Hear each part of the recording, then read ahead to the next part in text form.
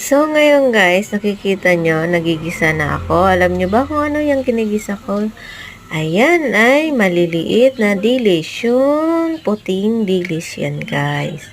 So, ayan guys, naisipan ko siyang gawin ito. Yan, nagigisa na ako ng ricado, bawang sibuyas, luya. So, ayan na nga.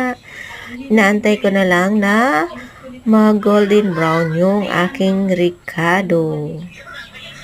So, ayan nga guys, habang hinihintay ko na mag-golden brown yung aking ricado ay hawak ko naman yung camera ko. Yan, mahirap magkuha ng video na nagluluto ka na hawak yung camera. So, ayan nga guys, nilagay ko na yung mga naprito ko ng dilis.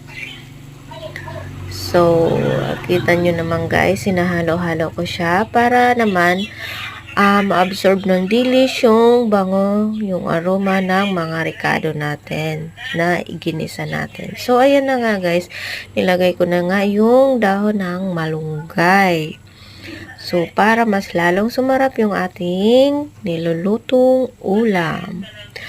Ulam natin to guys for today's lunch. So, ayan na nga guys, maganda na yung itsura ng ating niluluto. Yun, luto na rin ang ating malunggay.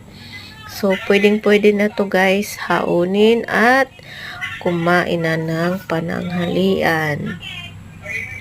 So, ayan na nga guys, habang hinaantay natin, medyo maluto-luto ng kaunti. So, ayan, naglagay na pala ako, hindi ko na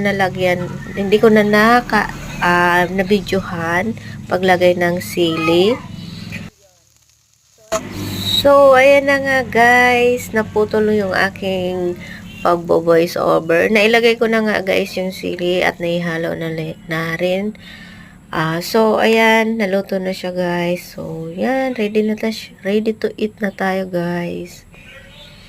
So, maraming salamat guys sa patuloy niyong panonood ng aking mga video, ng aking mga vlog na pagluluto. Mga simpleng ulam lang guys, mga lutong bahay na simple lang sa mga recipe, simpleng recipe at sakto lang sa ating budget.